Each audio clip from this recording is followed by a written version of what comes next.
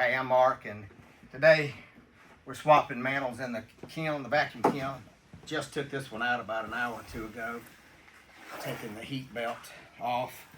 I had unplugged it yesterday afternoon so that it would cool off in there. It's 230 degrees in there.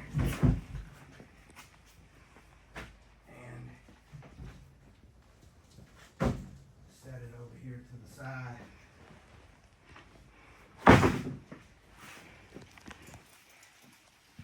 We got about 3.5, almost 4 gallons out of this one.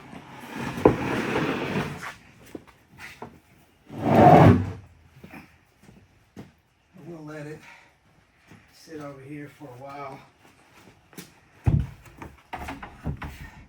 till I feel like cutting it, trimming it. And then this one is next.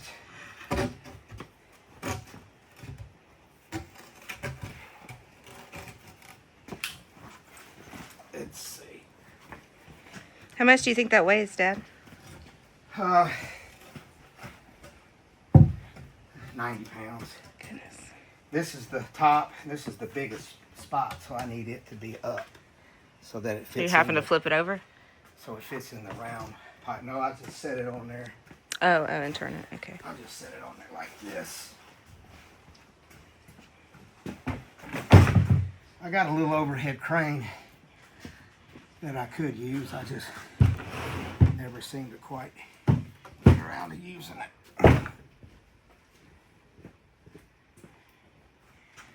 Don't have to go to the gym today.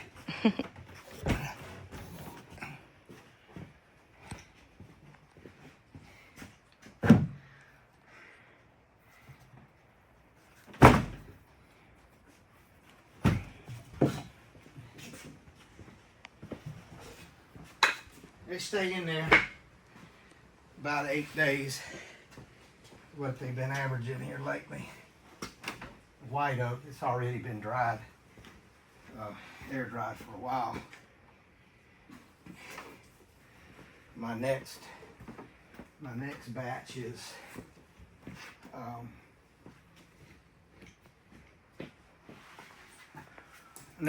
a water oak. It's a type of white oak, but it's got a darker center, depending on where it grew.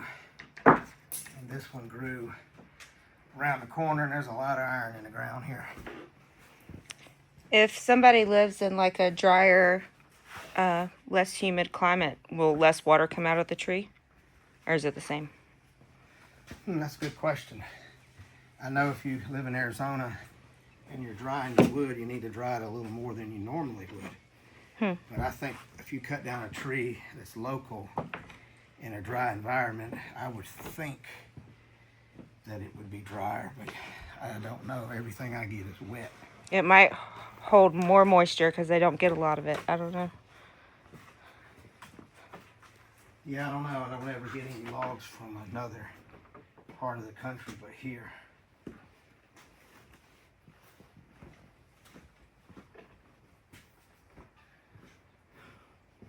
Got my tape here.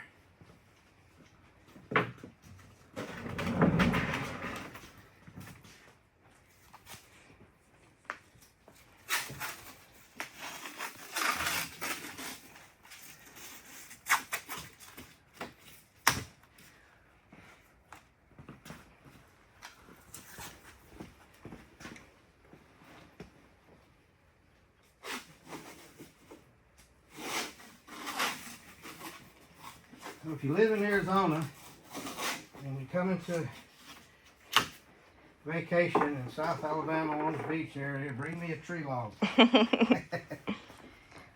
find my Wait, why is it different for Arizona specifically? I mean, I know it's super dry and hot there, super but dry. Yeah, we have 99% humidity today, and every once in a while we'll get down to maybe 30%. On a really dry day, we'll get down to 30% humidity.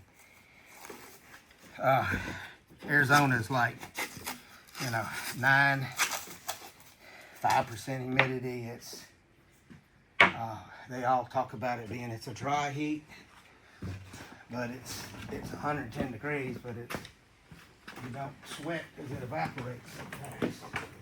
You are sweating, it just evaporates.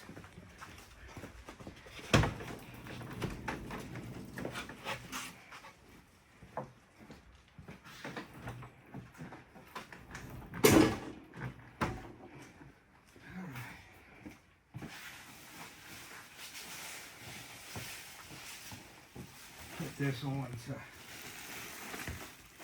kind of acts like an umbrella because the water will condense on the pipe on the inside and drip down. So this kind of acts like an umbrella, and it has some infrared, bounces the infrared heat back in. So does this work as an umbrella? It's keeping the water off the top of it, or it's holding it to the top and putting it back in? No, it's dry on this side. Okay. But it's wet on the inside of the pipe, and the water comes around. And it lands on that. Okay. Yeah, it's not much. I try to keep all the water down that end. It's at an angle, and there's a cooling station down there, if you can call it that. And I have to add water to it all the time as it evaporates. So the engineering of the plan was to get the water to boil at room temperature and condense on the pipe. But the problem with that was as the water boils in the mantle, it has a refrigeration effect, and the mantle gets cold, really cold. So it stops boiling, and you're just kind of stuck. So by adding heat, I speed up the boiling. It's still getting cold. The thermostat kicks on and off as needed to keep the mantle hot. Did you know that originally when you built it, or was it trial and error? I knew it in the beginning, but I thought that it was going to work without me adding heat. So I started with some heating blankets, the ones you see. It only puts both of them together is like 120 watts of heat, which is nothing. It's just warm. And it worked, but it took 15 days. And so when I found these heating belts, and I put an aluminum plate on the bottom here, and I kept piddling with the temperature until I got the results I wanted. And I can't say that it's made any difference in the checking. These I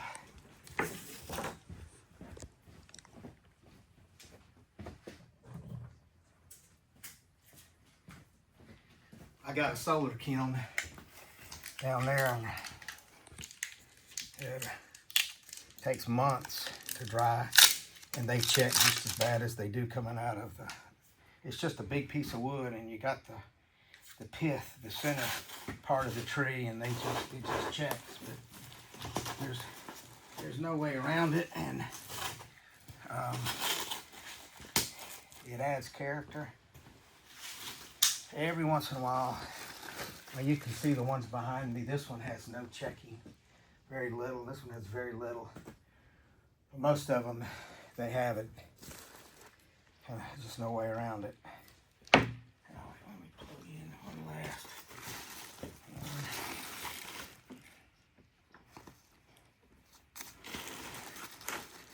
The bad thing about the heating blankets is they only work for 10 hours and they automatically shut themselves off. So I'm always, well, I used to come out here every 10 hours and click the button. Now I just click it whenever I'm in the area. I'm not gonna come out here at 2 o'clock in the morning and click a button. All right, let's roll her in.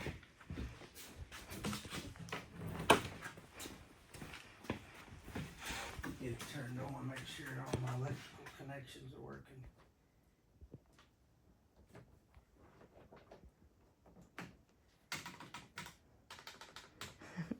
You look like the dad from Honey, We Shrunk the Kids. Yeah.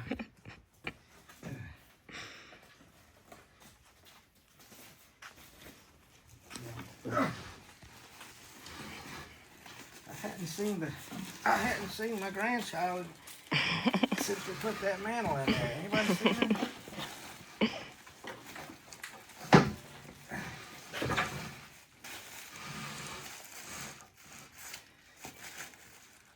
All right, everything is working.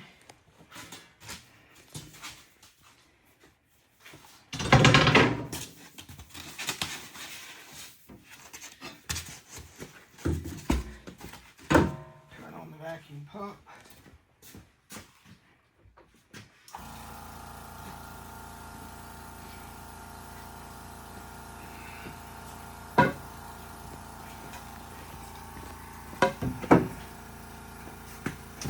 Line up my plate here, make sure I've got a little overhang. And you said you added that bottom board, so you're not, To do this. yeah, killing yourself, I exerting. used to just lean on it. But I couldn't lean hard enough to get the seal. So now I just count to 60 seconds and it usually is grabbed by then. So while we're waiting on the 60 seconds, if you want to look at some of these other mantles we got. This big one here is poplar, white wood. That's so pretty. The one above it is also poplar. Just, I had to dye it and before I stained it. The two on the bottom are red oak. The one on top on this side is cedar. That one right in front of you, the darker one, is white oak. That's the best seller. It's white oak. That's really pretty. I still love this giant one right here. Yeah, somebody will buy it one day. Somebody from Arizona.